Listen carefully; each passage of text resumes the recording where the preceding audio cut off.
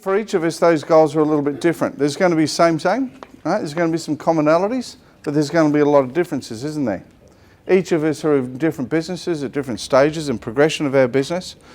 And we need to be able to understand, well, whilst we have those commonalities, we can actually then draw it together to see what we can do about applying it within our business. Did you notice there that everything we talked about was stuff that is going to require you to work on the business and on yourself? True? True. So whether we're talking marketing, staff, increasing your business by a nice specific percentage, I love that. Specific, measurable, achievable, results driven and time bound. You ticked all the boxes there, Manny. So if you've got a real good clarity around your goals, you're going to have to make some time to make it happen. Who here is sitting around their business currently at the moment with their feet up on the desk wondering what they're going to do next? Anybody? No. Most of us are rather busy people. And before I mention busy being busy or busy being productive. And the key component here is busy being productive. True? Because we can all be busy. Yeah? And I'm about to share something with you that I was a little bit hesitant for. It was my birthday on Wednesday. Many of you know that. Thank you. And I don't mention it for that reason, but I sat there and I got up in the morning and all these Facebook messages started to appear. And I thought to myself, you know what, I'm going to make a personal effort to say thank you. Grant saw, what did we get up to by lunchtime? We're up to about almost 200 or something. And I thought, I'm going to spend some time and I'm going to make a personal effort to say thank you to everybody who said thank you to me on Facebook. And the SMSs, and the emails, and the messages. I got to about 10 o'clock and realised that I had blown an hour and a half of my time. An hour and a half of my time. So what did I do? I delegated to my PA, yes. Why? Why? Because my time is valuable, and anybody who cares about me is going to understand that my time is valuable. Hayden. I think it comes down to it was important, but it wasn't critical or essential. So it's a question of working out which important things are really, really important. Oh, it's almost like I paid you for a segue. Very nice. What I'd like everyone to do is to draw a little cross on their sheet. Some of you may have seen this before. Draw a little cross.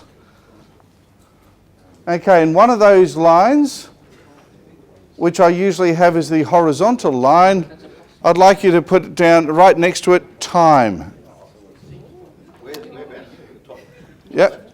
So, wherever you like. Just anywhere on the actual line itself. On the horizontal line. Time or urgency. Or urgency. And on the vertical line, I want you to put on there importance. Okay? So whenever I do something, and for most of you who've gotten to know me for a while, and those I've gotten to know personally understand that I am actually very, very jealous with my time, and I balance everything against those two things. How urgent is something and how important is something? So, if I was to look in that bottom left-hand box, as it were, that little space, that would be a space that I would look at as something as being not urgent and not important. Okay? If you'd like to write that in that little space there. That's also known when we have our time target situation. For those of you who haven't seen that, we actually run a specific session on time management, which goes a lot deeper than what we'll be covering today. And that's what we usually call distraction. Then you've got other things which are urgent and not important. Can anybody guess where that might sit on the matrix?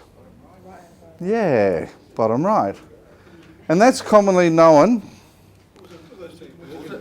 Sorry? It's urgent but not important. How can something be urgent but not important? Okay, that's a good question. I'll come back to that if that's okay. Urgent but not important, we call that delusion. Okay. Then we have something else which is important but not urgent, which is top right.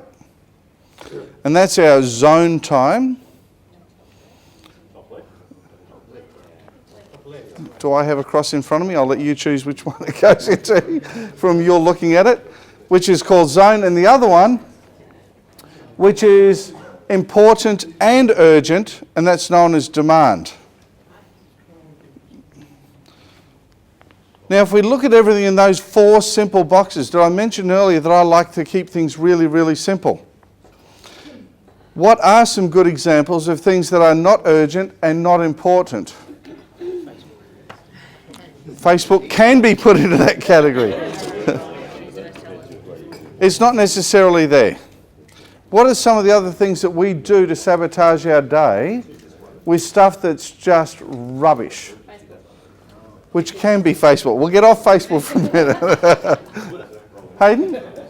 Reading all the crap emails you get sent through to you. Can be. Yeah, in fact, that's a big part of it. Who here gets more than 20 emails a day? Keep your hand up if it's more than 40, 60, 80, 100, 150 sometimes, yeah? What do you reckon is the first key to run out of my keyboard? The delete key. And unsubscribe is my favourite word. All right, so there are a number of things that I subscribe to that are important to me, but they're not that important. They just flood into the inbox and I'll worry about it. There's other stuff that is very important to me. How do I know it until I've looked at it? I don't. But who here has got a sound that occurs when an email hits your inbox? Go on, hold your hand up. Yep. So what happens? We have this wonderful Pavlovian response and we start drooling and we go, somebody wants to talk to me. I better check my emails. And you stop what you're doing and check your emails. Horrible. Now I'll give you some examples. I was working with a client a few years ago, and one of the big things is he always got to work early. Always, 30 minutes before the rest of his team. So he could sit down, have 2 cups of coffee, 4 cigarettes and read the paper. Do you reckon that that's important or urgent? With assessment to his business? No. So what was he doing? He was allowing these distractions, and in fact it probably fell under delusion as well, that's the way he started the day. But how do you think that started with his team? When they turned up to start work and he was out the back having a cup of coffee and a cigarette, waiting for them to get his business started. Do you think they felt motivated? No. So, delusion. Delusion is quite often the things that we think that we have to do that no one else can do. And for those of us who are management enthusiasts, this includes pretty much everything. Right? No one else can do this better than me. Margaret, we were talking about this the other day, not with relation to you, but yes. That these are the things that we can't let go of. This could be, well, I like to take the mail down to the postie. I'm the one who has to do the banking. Like a ritual, Yeah, it's a habit. But it's not a good habit. Right? Habits are awesome when they're actually adding value to your life or your business. But habits just for the sake of habit isn't really helpful for anybody, is it? So that's the sort of thing I was talking about there. The other thing is phones, wonderful things. Let me apologise and inform you in advance that if you call me on my mobile, you are unlikely to get me because my phone is permanently diverted to my office where the girls answer the phone. Why? Because I recently recognised that is that when the phone rings, is it urgent? Yeah, of course it's urgent. Why? Because the bloody thing's ringing. Is it important? Possibly. How many non-important calls was I taking? Hey honey, can you pick up some bread and milk on the way home? Important? Sure. But it's not urgent. but not urgent. Hey, my wife's going to be watching this video, so of course anything she says is important to me.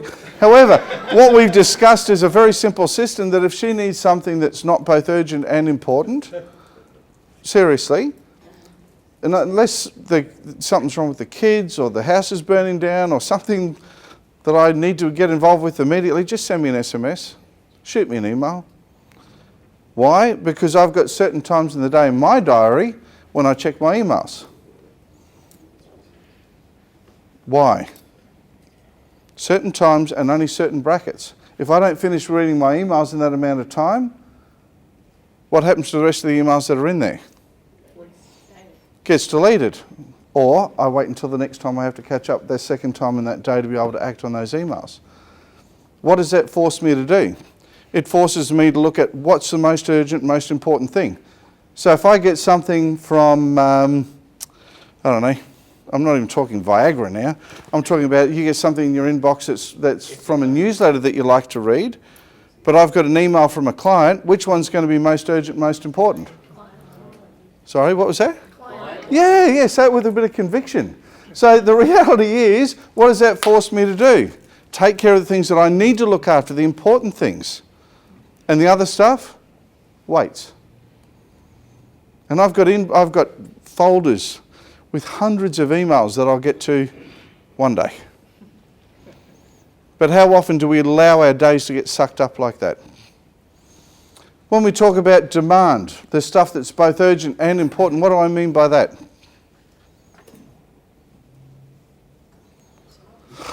There's some people here in the room that should know answers to this. What do you reckon, Mr. Jennings? I'm going to pick on you since you've been so quiet over there. Demand would be... Yes! The simple reference to it is that's the stuff that makes you money. The doing of your business. Right, but until now, I've had to wade through two different areas to cut out the rubbish, to get through the noise, to the stuff that makes me dough. Is there anybody here who's not in business to make money? Fair and equitable profit. Oh, thank goodness no one stuck their hand up. Okay, so who'd like to make more money? Right. Big part, find out delusion and distraction and get rid of some of it. And I've got some really easy formulas in here with A, B, C, D and E. In the way that you actually look at it, the way you prioritise those things. The stuff that every single one of you talked about requires the other one. The stuff that's not urgent but important. The stuff that requires us to work on our business. But because there's no urgency attached to it, what do we tend to do with it? Put it off. What are some other things in our lives and our business that we need to focus on that are not urgent but important? Tip, we've got a personal training studio sitting over here talking about health. Our health might be a good one. If I'm standing here today and I'm feeling pretty good, is my health important? Yes. Is it urgent? No. What happens if I had a stroke? What's happened to the urgency of my health? Change a little bit. When's the best time to work on that? When I've had one or when I haven't? Now would be a good start. I can say that now that I'm being congruent. But that's the sort of thing, working on our business, making that time. I always suggest to people, if you could put aside 3 to 5 hours a week to work on your business will flourish. Am I talking about 3 to 5 hours a day? No. How many days in the week have we got? Yeah, how many hours in each of those days? 24. So I'm not even asking you to take more than 1 hour out of each day to work on your business. Now, if business is busy and you've got lots of commitments, what's a really good way of actually finding time? Not sleeping. Yeah. I kid you not. I kid you not. We are in a tough gig, right? If you don't make dough, what's going to happen to you and your business, your home and your family? Down the gurgler. Can I put up with an hour's less sleep at either end of the day to make sure that doesn't occur? Yeah, and yet we don't take a really simple discipline and do what we have to do. You know, I hear so many speakers who talk about, yes, it's all about life-work balance, and I absolutely agree, and today is one of the most important things that we're going to cover around life-work balance. That was the real answer, less sleep. Sorry? That was the real answer, less sleep. Yeah, sometimes it can be. Sometimes it can be. It's. I'm gobsmacked. I'm looking around the room at the moment, and I know someone who should be here, who will take time off to go and pick his kids up from school, which is freaking awesome. I enjoy the same freedom at times myself, but complains he doesn't have enough time to get his business planning done, or to put together a marketing plan, or to make an extra few phone calls to his customers, or to sit down and sit with his accountant and review his financials. Priorities. So what I want you to do is, the next exercise, and I'll give you a little bit extra time, is draw another blank cross, mark it up exactly the same way, and I want you to look at the most common activities that you are doing right now that are inside each of those 4 categories. And I'll give you 60 seconds per, because I value your time. And actually, that's a good question. For those who haven't done time management with me before, why do I give you time periods for these activities?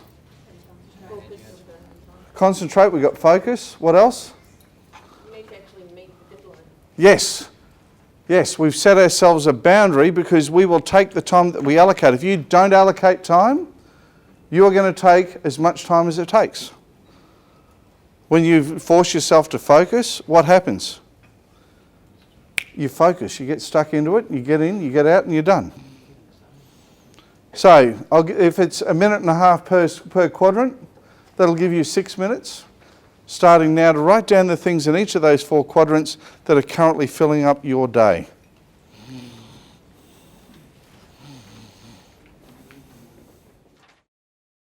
Successful people will usually invest money to save time.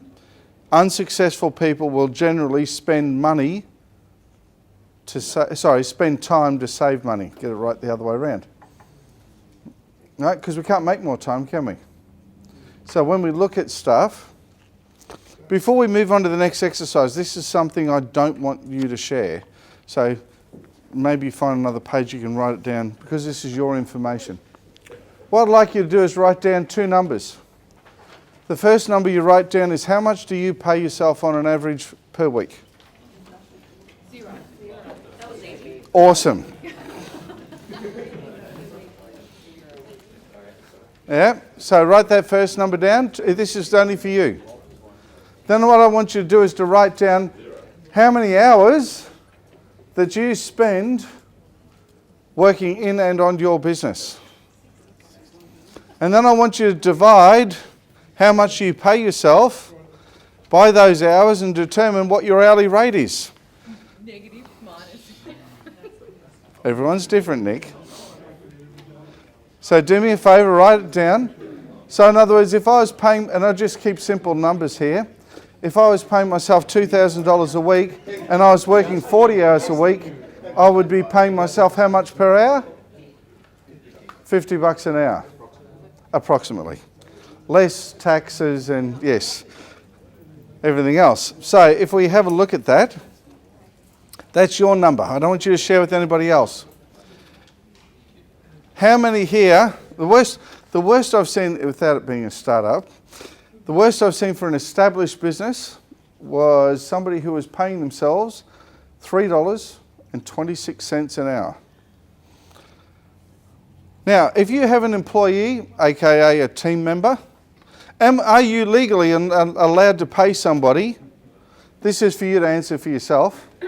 Are you legally allowed to pay somebody else what you're currently paying yourself in your business?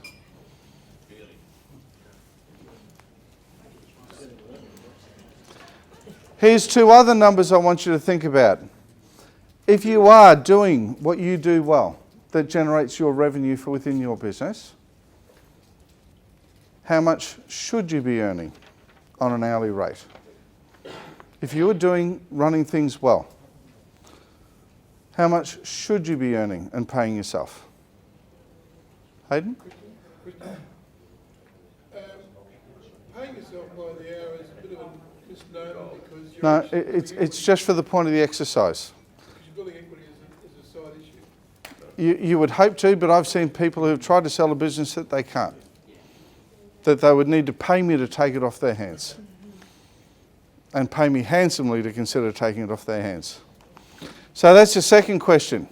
So every time that I look at doing something, one of my questions is, if I'm my worth to myself in my business, if my business is operating well, is X.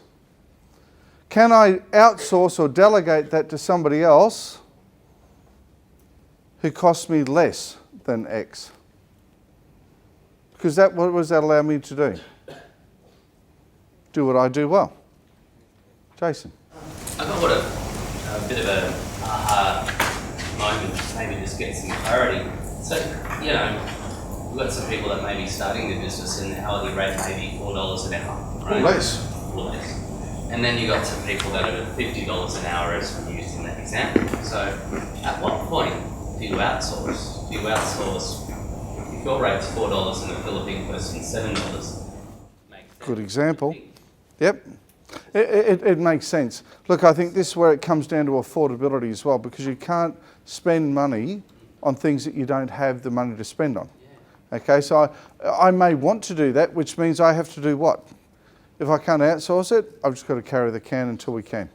I've got to work smarter and work harder. I've got to be very vicious around that delusion and distraction time, those not urgent, not important times in particular, that just are gutting my day. Gutting my day. The other point on that would be, let's say one sale is worth $20,000, but obviously in a month, that's actually a bad example, say $10,000 in 1 week, and then in a month that's all I make, because I just made one sale. But the question would then be, do you outsource? Do you sort of try and make it affordable? Because if each sale's worth $10,000, you can get more sales at some point. If you could cash flow it, yeah. I mean, every individual is different. So what I'm trying to talk about is an overarching concept that we look at individual things. I feel like a financial planner. This is not an individual advice. This is something, you know, you've all had those disclaimers seen them on TV. But as a concept, so if I was in cash flow crisis, I cannot afford to outsource it. I can't afford to delegate it because there's no one else to delegate it to. I've got to carry the can. It's not nice, it's not pretty, it's not ideal. But sometimes we just have to do what we have to do. Yeah? And it's what we do during those defining moments which will help to determine our success or failure within business. Now, we all have peaks and troughs. I was talking to somebody else about this here in the room just recently. We all have peaks and troughs. But how high and how long those peaks sustain and how short and shallow those troughs are, who determines that? Is it because of the change of government in the last 48 hours? I don't think Mr. Turnbull's going to affect me too much in the next whatever. Unless he could turn the Aussie dollar around and send it north again, of which I'd be very happy with my import business. For those of us who import at the moment, the Aussie dollar not so good. But I can't change it, can I? So I just have to suck it up and deal with it. So that's the point I'm trying to make. Oftentimes we just don't do it. You know, we spend that time to save money, and the time we can't get back again. You also talk about that like in terms of personal expense. So, for example, you've got like a plumbing problem to do these and things, and so it might take 3 or 4 hours. Or you can hire a plumber to come and do it for you. Yep. And in that 3 or 4 hours, you could have spent working on the business instead of fixing your taps. Spot on. And in fact, that was my epiphany. You know, family time is the most important time in the world for me.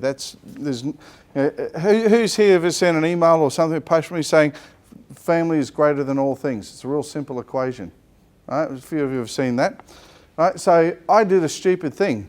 I decided a number of years ago I was going to paint one of the kids' bedrooms. Now, I can see a few of you having a chuckle because I'm the worst tradesman known to mankind. And I went out and I bought a cheap brush and I bought cheap paint and I bought cheap masking tape. And I spent time painting a bedroom on a weekend when I could have been out playing with the kids. What happened with the cheap brush? Half it ended up inside the paint, not just on the handle. Yeah? What happened with the cheap masking tape? It bled everywhere underneath, so those nice clean lines that you see real tradespeople get, Yeah, didn't actually occur, which meant it cost me more money to then go and get someone else and pay them to do the job that I should have got them to do in the first place. But I was going to spend some money spend the time to save some money. Bad move? Yeah. Well, the kids would have appreciated you putting the effort in. Oh no, they enjoyed laughing at me.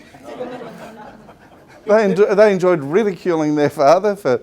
No, so I've learned something. I learned a very good lesson, and that was probably 10, 12 years ago. Stick to what I'm good at. Could you afford a personal Yeah. What if you can't afford a personal Well, then you've got to suck it up and put up with a crappy paint job if you've got me painting your house. So, this is where the balance, the individual thing has to come in. One of the things, we've invested in is I don't mow my own lawns. I don't do the gardens. I don't do any of that sort of stuff. I've got a bloke who whizzes in, whizzes out, does it all for $45. He leaves, he does a better job than me. Sorry? You get his number? And he's gone. He's in, he's out, and he's gone. What does that mean on a weekend? What used to take me 2 hours, he gets done in 20 minutes during the week. And what do I do with that 2 hours on the weekend? I can take the kids to breakfast. I have to spend Sunday morning mucking around on a mower, which I hated doing anyway. Do you see what I mean? So is that $22.50 an hour worthwhile? Yes or no? Right. Is it affordable at this stage of my life? At the moment, yes. So can I do it? Yes. Should I do it? Absolutely. So it's a nice little mix between the two. But it's when we should do something, we don't do that something. That's when there's a problem. So who would like to share, and we're not going to go table to table, on the top left-hand quadrant, the stuff that's not urgent, not important, that's sucking up your day? Kerry? Emails. Emails. Some emails. Facebook posts. Blimmin' Facebook's getting hammered. Zuckerberg, you evil man. Anybody else? Now he's charging us for it. Sorry? Now he's charging us for it. Smart man. Evil but smart. Anybody else? Talking to staff. Talking to staff. About the weekend or something. About stuff that's not important, yes. Yep. When's a good time to talk about the weekend? After hours. Theft of time is one of the biggest things, and often we steal from ourselves. What about smoko breaks? As in, Smoke a break, knock yourself out. That's your time, baby. as in staff going out every half an hour to have a cigarette? No, they're having smokos. They're not having smoko break. What's my thought on that, Lynn? Yeah. Yeah, you can have a break Yeah. if it's your scheduled break. Oh, okay. That's your time. What you do on my time, that's my time. Anybody else want to throw something up? Come on, this is the most embarrassing one. This is the fun quadrant. I haven't heard any nasty little secrets here. Keeping up to date with the news, yes. Jace? TV. Anything else that's in that not urgent, not important, that's in business time?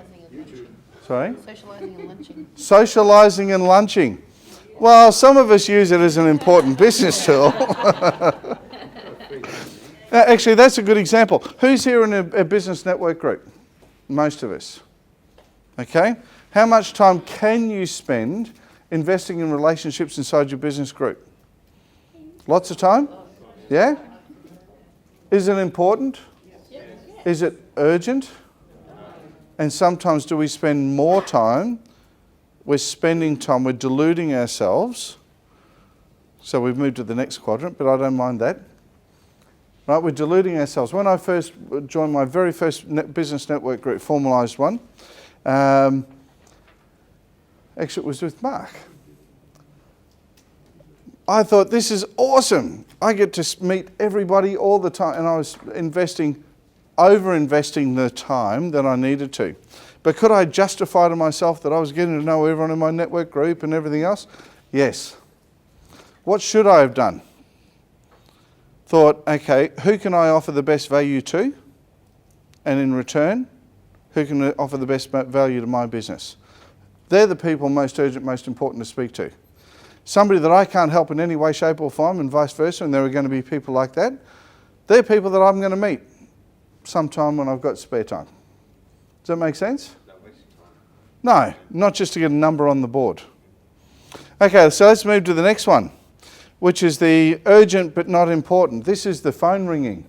and you've got no idea because the phone's ringing. Is it a prospect, or is it somebody trying to sell you a phone plan from the southern continent? Check the number that comes up. Well, in case it's silent. Who's got some stuff in there that sucks up their day that they'd like to share? That's the prerequisite. Manny. I've got texts that ring us up and ask us questions sometimes that is important, but is urgent, but it's not important. That take up a lot of time. Suck up a lot of time. So what are the sorts of tools that you could use that might help them? Well, I know what I go into detail here, but yeah, they can have things a bit more. We need to record things a bit more than we can. Yeah, and that's. And I'm not saying to pick on you, Manny, but it's a case of, what could you do? You could build up a database of FAQs. You could actually have identify those areas as areas of training. There are things that we can do about it to eliminate it. Correct. Right? So who here's got staff or team members? Yeah. How often do you get asked keep them up if you get asked the same blooming question by the same people multiple times? Groundhog Day. Groundhog Day, right? There are opportunities, but we get so busy dealing with everything else that we don't eliminate the things that are sucking up that time. But if we took the time to do it and we didn't have Groundhog Day, how much time would you have free in your day to work on something that's truly productive? Now, seeing as those first two quadrants have been really hard for everyone, let's have a look at the third quadrant, which is the demand section of both urgent and important. Who wants to share some stuff in there? Great. Customer issue resolution. Yeah. Customer has a problem, that's urgent and important. Absolutely, because how much of a business do we have without our clients? We don't have a business. Well, you've got a joke because you've got a business name that no one cares about but you and your mother, but you actually don't have a business. There you go. Well, then you've just halved your fan club. But the reality is, you're right, looking after the people without whom we don't have a business, and that's our customers. What else? Who wants to throw some other stuff in the urgent and important box? Cash flow. Managing your cash flow. Chapter 2 in my book, my first book. Did I mention I've written a couple of books now? Chapter 2 is called Cash Flow is King. And in fact, I reckon I'm going to have to rename that title. It's king, it's country, it's everything. Because I've seen a lot of businesses that are very profitable with no cash flow still go broke. So working on cash flow. So that could be doing what? What sort of things? Oh, it could be following up your debtors or... Following up your aged debtors. Who enjoys that? Ringing up and reminding people that they owe you money. Besides Julie. Forecasting is really important as well. Yeah, forecasting, knowing with what I know what's going out, this is what I need to have come in to break even and beyond. But John, you can use it as a benefit to them. Absolutely. Absolutely. So yes, it is important. Can be a great opportunity. So what else? Mr. Lamming, what's in your demand section? Urgent client ones, yeah, mainly, predominantly. Predominantly? Anybody else?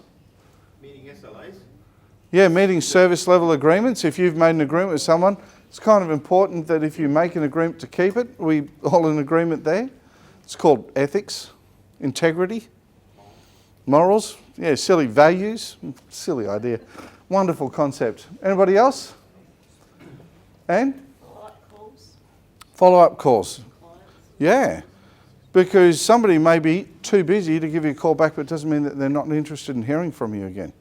So just to give them a call, hey, did you get my proposal? I was wondering if you had any questions. What can I do to help? How hard is that?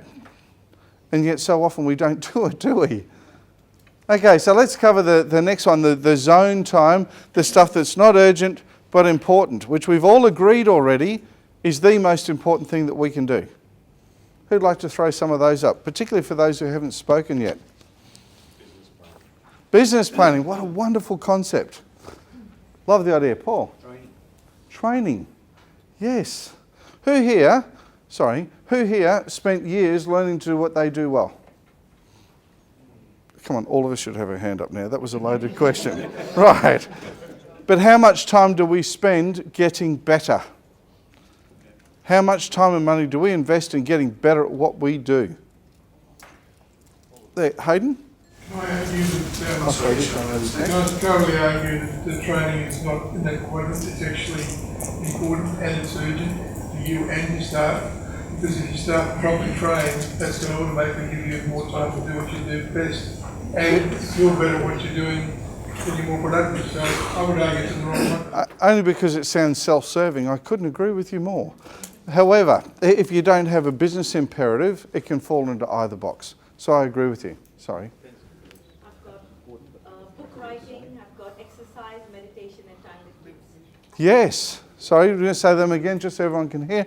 Writing a book. Writing my book, exercising, meditation, and time with my kids. Awesome. And yet anybody who's listened to Cats in the Cradle from Cat Stevens, right, will realise when you have that moment that you don't get those times back with your kids. Sorry, who was it? Sorry, Harry Chapin. Sorry, yeah. Who was I mixing up with? I got the title of the song right? Yeah, good. I got halfway there. I'm glad I'll you take didn't that say one. Ugly Kid Joe. Sorry? So I'm glad you didn't say Ugly Kid Joe. No, we won't. No, that's a bad version. That's a bad version. So who here allocates their time to do the stuff that's not urgent but important? Yep. Let me give you a top tip, and Nick dripped it in there nice and early. It's a process that we call a default diary. Who uses a diary, by the way? And I don't care whether it's paper, electronic. Yeah, anybody? Don't know. If I ask a question, good girl. Okay, if you use a diary, if I was to ask you to show the person next to your diary, what would it have in there most? Client appointments, yep. What should go in there first, though? First and foremost would be the stuff that's not urgent but important. Right? So when I go through, and I like to keep my diary at least 3 to 12 months in advance booked in. Right? So I know, where am I every Monday and Thursday morning, Melissa Jack? You're at my gym training. You like that, Nick? It's not yours, and it's hers. That's right. I'm there getting trained. That's a not negotiable. That's a not negotiable. Grant Jennings, where am I on Sunday morning? Having breakfast with the kids. Yep. If I do a course or I'm doing some training or I'm doing something in professional development, what goes in there? Goes in there first. Date night with the wife. I'm saying that because I'm sure my wife's going to watch this one day. Right? Date night, the most important night, obviously goes in first. Right? Stuff that we do, many of you know that I'm involved in Freemasonry. Right? Lodge and rehearsal and the stuff around that goes in first. They're what I call my not negotiables. If it's around my family and around the stuff that's important to me and my business planning time.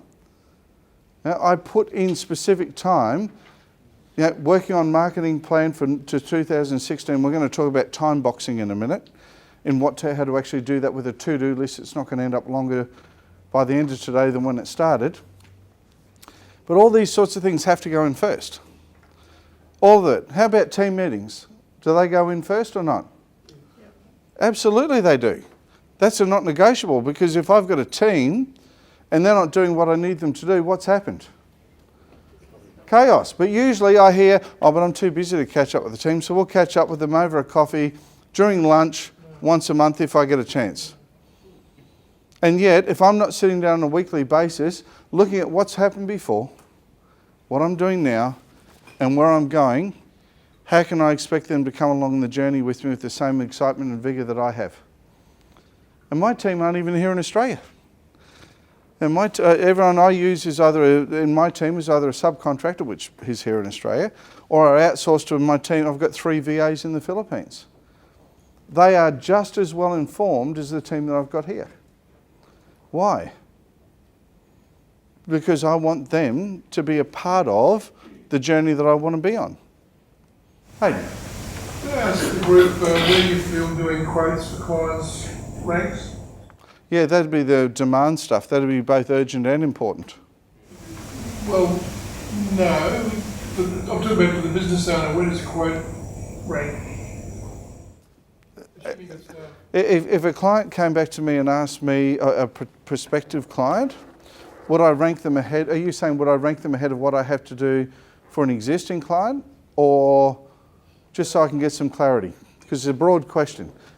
In my mind, if you ask me for some information about prospective doing business with me, that's urgent and important.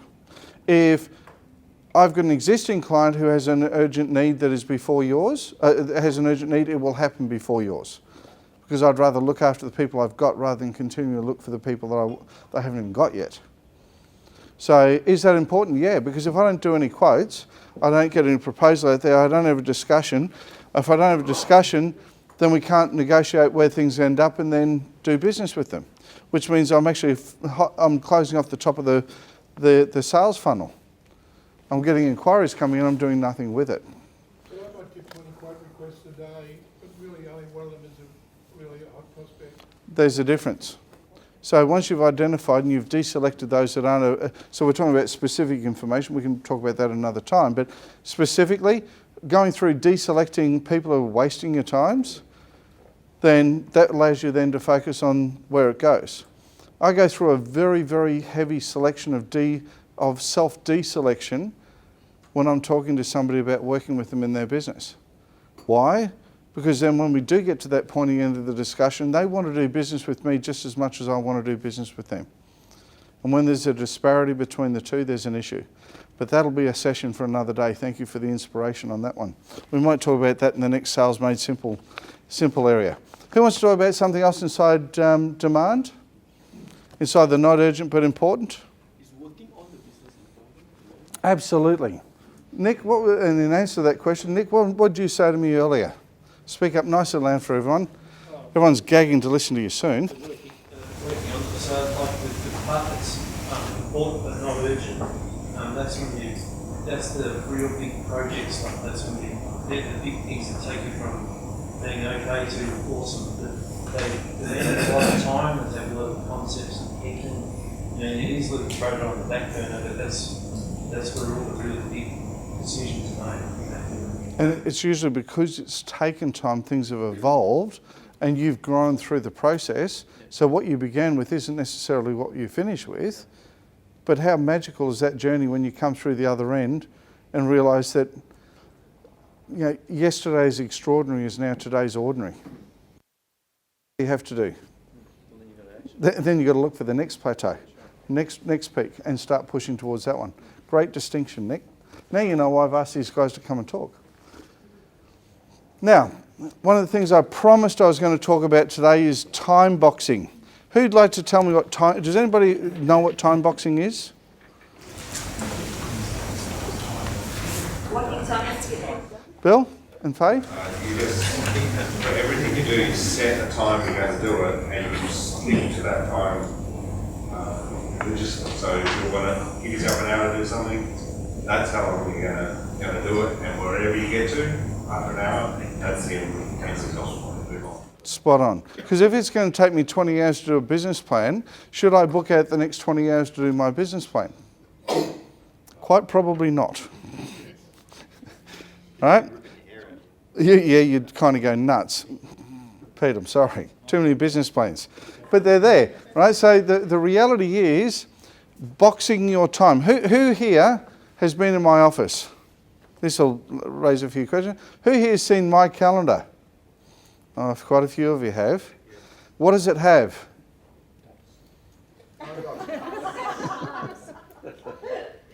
Get the obvious stuff out of the way. Sorry, Grant, you were going to say? No. Boxes of time. Boxes of time that are allocated for everything. Even if that time, one of the challenges Mel threw at me was to make sure I got up off my desk and go for a walk for 30 minutes a day. Now, I said, yeah, I could do that. It's easy. Did I do that? No. No, why? Because I didn't allocate time to it. Was it urgent for me? Yes. Is it important to me? Yes. But what didn't I do? I didn't put in place the disciplines that I needed to have to make sure that happened. So where is it inside my diary? It's in my diary. Specifically. when I go and get my hair cut from the lovely good Georgia. It's just not a space in my calendar. I look at how long is it going to take me to drive there? How long is it going to take me to drive back? How long is this likely to take? And I box out that time. Eat the cake. Sorry? Eat the cake. Eat the cake. Yeah, by the way, Georgia makes the most beautiful cake that most of us don't eat, of course, when you get your hair cut. But the reality is, if I didn't do that, what would happen? What would we normally do? Most people would do what? Allocate maybe an hour for the haircut? Yeah? But did you allocate the time and travel there and back? No. So boxing out your time. And if you look at doing that, it's really, really cool. I'm a simple bloke. So I like to have things colour-coded. So when I look at my my day, I've purposely made what I call busy time. Anybody want to guess what busy time is? It's most certainly not urgent and important, or not urgent and important. I made it grey, an ugly grey. And there are times when I sit down, I look at my calendar and I go, whoa, there's a lot of grey in there. Right? So as simple as an allegory for me to remind me that that's a bit of a grey space that should I be actually doing that time. Makes me look at it and see what I can do to make the rest of the time more productive. Now, who does a daily to-do list? Excellent. Let me ask a better question. Who's going to start doing a daily to-do list? Excellent. Who here has to-do lists that end up longer at the end of the day than what they began with? Okay, so those of us that had pushed put our hands up again before, put our hands up again. What if I was able to show you a way that you could actually have your to-do list shorter than what you started the day with? Is there anybody who's be interested in that? Yes. Right. Well, that's determined by you. I don't control your disciplines, but it is discipline. It is discipline. This is not easy stuff. Right? When it was shown to me, I looked at it and I thought, talk to the hand.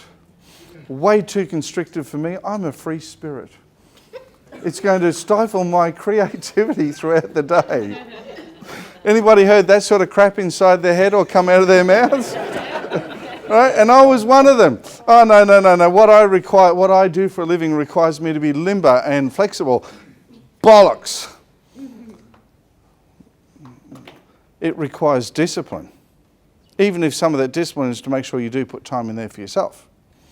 So, when you two do... Yes, Pete? Does that mean you switch off the phone, switch everything off and concentrate on exactly what you need to do for that time? Yes. Yes. If I'm in a coaching call or I'm running a session like this, am I answering the phone? No. No way. Why not? Why not? Sorry? Well, they are now. Because your focus is on this. Sorry? Your focus is on this. My focus is on what's urgent and important, my right here, right now. And if that not urgent but important thing, my business planning or my marketing planning or self-training or development or whatever it might be, if I've allocated time for it, the urgency's now changed. That not urgent stuff is now urgent because I've allocated time for it. Does that make sense to everybody? Yeah. So you can actually create a shift in your whole way of your own urgency in making sure these things happen. But, and it's great, as Bill said before, you allocate time. I allocate a specific amount of time to read emails. I've now got systems in place. And this is where the evolution of your business occurs, where the girls know that if they take a call, we've actually got blocked out space, when they can tell someone, John will call you back this afternoon between 3 and 4. And then they take the messages and they pop them into that time period. Excuse me, John. Yes. What do you do when emergencies pop up? Aha. In my business, it's a bit hard to sort of allocate a week ahead. Yep. Because somebody is... No, that's an excellent question. You know, Yep. And emergencies do happen, true? Yeah. Right? Anything. It could be a family emergency. Could be a family emergency, could be a business emergency. Yeah. Yep.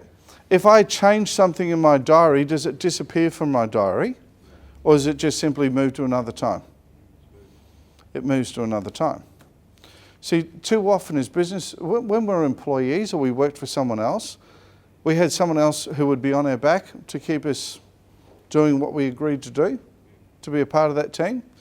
And we had a level of responsibility towards that person. So even if they weren't on our back, we just wanted to do the right thing by them. Unfortunately, as business owners, quite often we let things slide. We can just let ourselves off the hook too easily. So I've made a commitment that if something has to change from inside my diary, it doesn't get deleted, it just gets clicked and dragged to another spot. And that happens depending on the level of urgency and the level of importance. But how does that work if you've got the next week booked up, you know what I mean? Yep. You've got no space. Have I never, oh no, I've changed an appointment with you. Grant, how many times have I changed an appointment with you over the years? Yeah. Has the appointment disappeared? I'm obviously not that. Thanks, buddy. Right, but the reality is, does that appointment disappear? No, it shouldn't. Our time moves depending on what else has happened. Okay, so if somebody's got an urgent need that is more important than a scheduled meeting with somebody, then does it change the importance? So it's sort of No, but I have to make a judgment call based upon urgency. it's like triage, is it? Sometimes, yeah. Sometimes I feel like putting an ambulance horn on the top of my car and go and fix something. But that's what happens. And when you're in a business that does require that, and you might have that, you might have someone who has a catastrophic failure, and you've got a scheduled time to go and do some scheduled maintenance work with somebody. Both of them are important, but which one's more urgent? You've got to make a judgment call. What if that's happening all the time, though? Now this is, no, that's a good distinction. With us, like I have customers that ring up and they've either forgotten or things are done late. Yep. And for us, everything is urgent. It's always urgent. There's some jobs that we get, a little bit more time to do and complete, but most of the time. You need to make the decision, is it truly urgent and is it a situation that you've allowed? If they want it by 3 o'clock tomorrow afternoon, and if they don't get it, they're going to be unhappy, well, then it's urgent to me. Yep. That's important for us to meet their deadline. Yeah, sure. And if they're ridiculously poorly organised, and that's happening on a regular occasion, She sent the email 3 weeks ago, and she said, "Oh, look, it's still sitting in my outbox. I need it tomorrow night." Have you seen that? Have you seen that? that can happen. Hayden. Have you seen that sort of lack of planning on your It's not a gigantic opportunity for these two guys to create a new product. If you expect service, you got to pay for it. I had BMW try and screw me down and this and that, and I said, guys, you want sort of service, if you want it, you got to pay for it. And they went away, and 6 weeks later they came back and said, yeah, we couldn't get it, we'll pay for it. So That can happen. You're answering your own question. This is an opportunity to create a new product. Sometimes it can be. Urgent service, but it will pay for it, double the price. Now, when you've got something, and I guess this is where we're talking on a case-by-case basis, but a lot of times your business will be thrown out of kilter, and that was an excellent example though, Daniel, by people who couldn't organise a trip to the toilet. Look, Seriously. I've now put in my calendar for next year to be speaking to them mid-August. Correct. So you've put a system in place in case they fail. And sometimes that we have to do. You know, in a couple of months we're actually doing a whole new session called Getting Your Time Back, which is a more detailed time management session. And one of the great, we talk about time vampires. And they're people that sometimes we allow to collect around us, who literally suck your time dry. And, but they're my biggest customer. Are they actually costing you business? Are they costing you to do business with them? So it's a bit of a worry. So based upon the fact that we've all agreed, can we just agree on that, yeah? Yeah. Let's all stand up then, because everyone's falling asleep. I want you to turn to the person on the other side of you that you didn't see before and give them a quick high five that we've all agreed to do daily to-do lists. So if we're going to do daily to-do lists, let's do a to-do list that actually makes a lot of sense. When's the best time to do your daily to-do list? Sorry, I've heard the night before. Night before. I agree with you. Too many people say to me the best time to do a to-do list is first thing in the morning. That's the best time to sit down and review your to-do list for the day. I need to finish today and look at what's on tomorrow. And then when I get up in the morning, what have I forgotten? Who has those 2 o'clock in the morning inspiration moments? Yeah, keep your hand up if you keep a notepad next to your bed to make sure you write it down. If you don't, do it, because it's awesome. You have those things and you go, oh, that's brilliant. I'll remember that in the morning. And then when you wake up, you go, there was something, and it was really cool. And I can't quite remember what it was. So a little habit, go to bed with a notepad and pen next to your bed. And if you wake up and have those moments, have the discipline to write it down, then go back to sleep. So if we're going to review what we're doing, if we're going to write our list for tomorrow, what's the first thing we would need to do? Get a pen and paper for the next day. Review what we have done today. So that's the first thing. What is it that I've actually done today? Who here's got my time management pads or... Yeah, awesome. Right, so at the end of every day, don't look at me so worried, Rob, you just haven't got to that part of the process yet. Some of these people have been with me for years. Watch this space. So with that sort of situation, what have you done today? And do an overview. I call it a summary. So on the bottom of the page, it's got a summary. And a summary is not just the individual actions, but how do you feel about the day? You know, I feel like a one-legged duck. I was paddling like crazy and all I did was go around in circles. Good time to go and talk to Alison about mindset. Right, so how are you feeling about the day? Because sometimes we forget that we're emotional animals.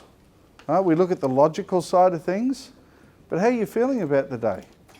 Today was awesome. I got rid of the worst pain in the neck customer I've had for years.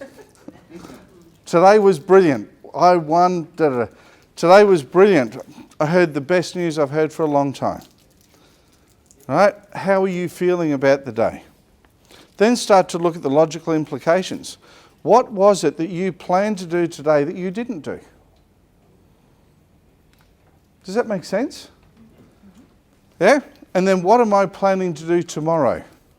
Remember right back at the beginning I asked you when we looked at goals and priorities?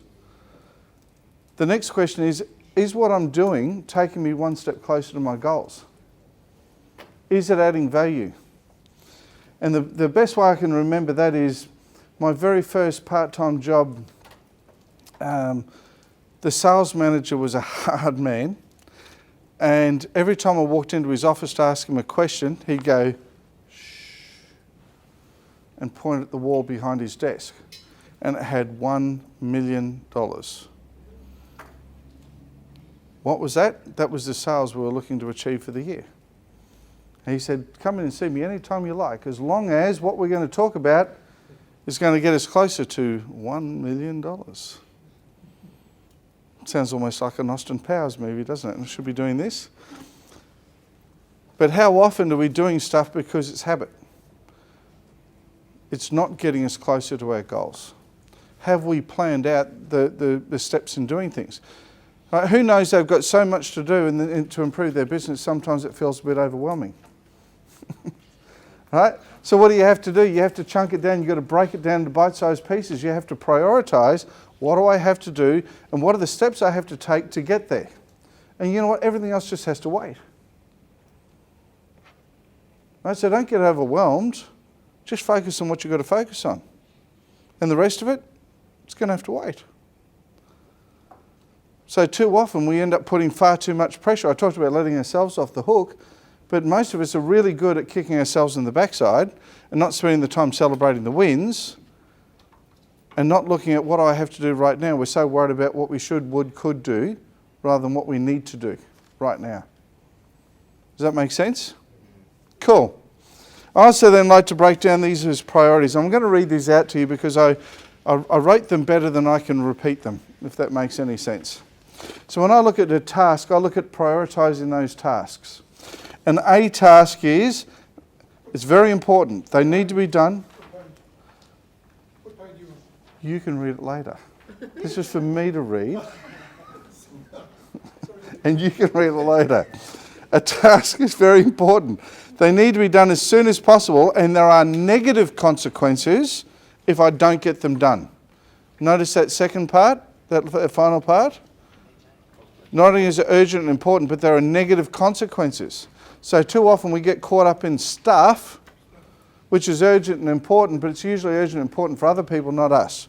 Because if it was important for us, there would be a negative consequence involved if we didn't do it. True? Well, it could be. You could lose. Some of them you want to lose, Kerry. Well, yeah. Some of them you want to lose. A B task. A task that are very important. These are things that you really should do today, but aren't a matter of life and death. They may not have negative consequences if you don't get them done. And as a deadline approaches, a B task can become an A task. Is this making sense to everybody? Cool, we're almost halfway through there. C items are things that you'd like to get done, but there's no negative consequences if you don't do them, and no particular urgency. These are items that aren't time sensitive. Now, if I've just submitted my BAS, if I don't submit my BAS again tomorrow, does it matter? No, because it's not urgent yet, is it? If my BAS was due a week ago, it's still just as important as it was 3 months ago, but what is it now? Extraordinarily urgent. A D task. And this was the hardest one for me to swallow. So, when you sit there and go, oh, I don't know how I would, could, should, not sure what to do, don't worry about it. I suffer from the same issues. D is for delegating. These are very low priority tasks that you can get off your to-do list by asking other people to do them. The goal here is to make the D tasks disappear from your list. All right? I love writing. Love it. So who do you reckon, when I made the decision that no one else could write my newsletters better than me? True. Just because I can do it doesn't mean I should do it. No. What do I do now? I review what's been written. I go, but that's time I don't have to do. An E task, and this is the one that requires the most amount of discipline and usually requires an external influence to give you a slap around the ear. It's called eliminate. These are tasks that aren't related to your passions or goals. They don't help you particularly. They're time wasters that take away the resources you could use for A, B, or C tasks. So if we know that a task can move A, B, C, or D, depending on your business needs, your financial situation, a whole host of different things, how often do I need to review those tasks? Every single day. Because stuff changes. But if you're really, really honest with yourself and you sat down and looked at what did you do, and ask yourself the one question, am I being as productive as I possibly can at every moment of the day? That if you're sitting on the shoulder of someone that you are paying an insane hourly rate to, you'd want to make sure that every second of their day was productive, wasn't you? And yet we usually let ourselves and others off. We're just busy being busy. We're busy. It's a lot of noise. It's a lot of rubbish. What is it that's producing an outcome? What is it that's going to do that's going to help me progress my business forward? Does that make sense? Now I've either astounded you or we're falling asleep. I'm hoping it's the former rather than the latter. So if you allocate those to-do lists and follow it up on a daily basis, if you're honest with yourself, how many things would fall from A, B's or C's down to D's and E's? Honestly. Lots. Particularly the D. I used to do my own bookkeeping. And then I realised that a business owner that does their own bookkeeping has got to fall for a bookkeeper. You reckon I did a good job at it? Well, I thought I did. Did I do a good job at it? Probably not. Can someone else do it faster, easier and better than me? Yeah. Unless you're doing it, Faye, of course. No, I'm kidding. So the reality is, what is it that you can get rid of? And be really, really harsh with your time. Right? Why is it that some people can actually seem to get so much more done than others? It's only one thing. It's discipline. Knowing when to cut and when not to. Am I doing what I should be doing, or am I just doing something because I think it feels good? And you can spend a lot of time doing stuff that you feel good about, but it hasn't actually helped you progress where you're going. If we're not going forward, we're going where? Backwards. So that's how your list gets shorter, because you're starting to scrutinise it. And the closer you get to it and say, can I do it? Yes. Should I do it? Probably not. Who else should do it? Who's the would, could or should? Yeah? So I look at it now and I go, what are the things that I want to do in my business? Today, this is a good start. Sitting down with my clients one-to-one, running our profit and parish sessions and other bits and pieces. That's the stuff that I want to do. So anything else that's not doing that stuff, what do I need to do? Eliminate or delegate. Hard, isn't it? But you've got to make the priority first. Last but not least, I want you to start thinking about that list. And I want you to do something that when we're rating those priorities and we're rating those activities, because we can kid ourselves, because we can let ourselves off the hook so often, what's one of the most important things that we can do? Third-party review. Yeah. And that third-party review, accountability, absolutely. Yeah, well, it's what I do, but it's also, you've got internal supports as well. I know, I call them the unreasonable friend. Anybody ever heard that one? Yeah, the friend who won't let you get away with crap. I'm really lucky. I'm actually married to the most unreasonable friend that I could possibly find. The best thing I can ever do, if I'm going to make sure that I'm going to do something, is tell my wife. Because you reckon she's going to forget? No. Is she going to let me get away with any crap? No. Right? And that doesn't have to be a spouse. It could be a friend. It could be your coach. It could be a bunch of different people. Right? I've got a bunch of different people. I've got a business coach I've had for 5 years. He's brilliant. Brilliant. And I've got him for two reasons. One, every now and again he tosses me a nugget that I go, I've forgotten about that. Or yes, I didn't know that. That's awesome. Let's run ahead with that. And the other side of it is that the first thing I do when we catch up is he's got everything written down. He asks me, how have you gone? What have you done? Similar question I ask other people here in the room. The question, who's the best person to answer that? Me. But I've also got my father. I call him on a regular basis. Why? Because he's even worse than my wife. If I tell him she'll nag me, he'll just bag me and continue to do so. And I've got other mates that I can do it with, some of which are here in the room. So having multiple people to help us keep on track, it helps you create a community of support. Surveys as well? Yeah, ask your clients.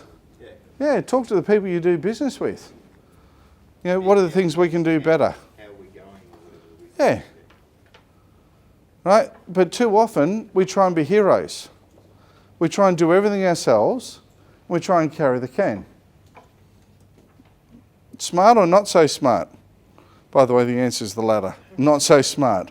So find that internal and external support and make it work. Peter? That's having the confidence of vocalising what you want to do. Yes. Without doing that, you're sort of keeping yourself in that safety factor of yourself. Yeah. So by Because it's real easy. If I don't tell you, I don't have to worry about anybody saying, hey, Jono, you said you were gonna. Where's the gunner? You know, I sat there for 2 years planning our new podcasting channel. If anybody here listen to podcasts? Yeah, I know you're listening to them at the moment. So if you, we've got a new podcasting channel. It's called The Naked Business Coach.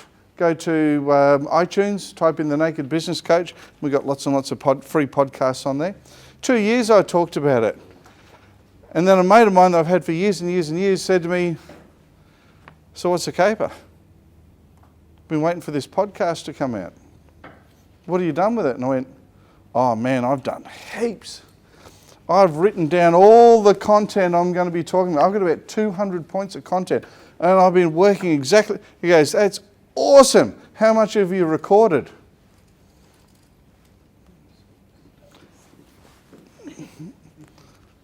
It's now live.